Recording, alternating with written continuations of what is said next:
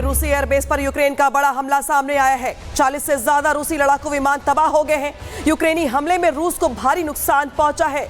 Ukraine ने operation का नाम स्पाइडर वेब रख दिया है और जिस तरीके से यहां पे रूस के एयरबेस को टारगेट किया गया है, यूक्रेन की ओर से बड़ा हमला और 40 से ज्यादा रूसी लड़ाकू विमानों को तबाह करने का दावा यहां पे यूक्रेन की ओर से किया गया है। A-50, Tu-95, Tu-22 लड़ाकू विमान ध्वस्त हो गए हैं, यानी कि यूक्रेन की ओर से रूस पर बड़ा हमला किया गया है और यहां पर रूस को करीब $2 बिलियन का नुकसान होने की बात निकल के सामने आ रही है। यूक्रेन की ओर से ऑपरेशन का नाम भी दिया गया है, स्पाइडर वेब नाम दिया गया है। नुकसान को लेकर के बड़ी खबर सामने आ रही है, जहां पे भारी नुकसान पहुंचा है रूस को।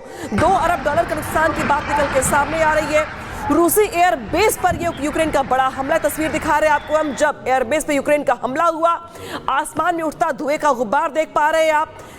इसी के साथ साथ यूक्रेन की ओर से टारगेट करते हुए बड़ा हमला रूस की एयरबेस पर किया गया है और रूस के कई लड़ाकू विमान इस हमले में तबाह हो गए हैं।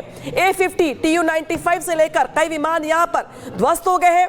रूस को करीब $2 बिलियन का नुकसान पहुंचा, यानी कि अपने आप में बहुत बड़ा डैमेज किया गया यूक्रेन की ओर से रूस को, जिसको यूक्रेन ने नाम दिया ऑपरेशन का स्पाइडर वेब नाम दिया गया।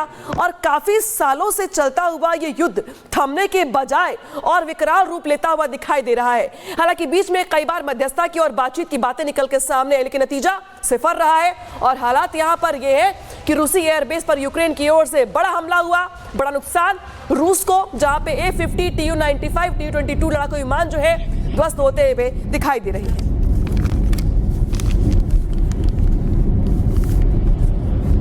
Еще один летит.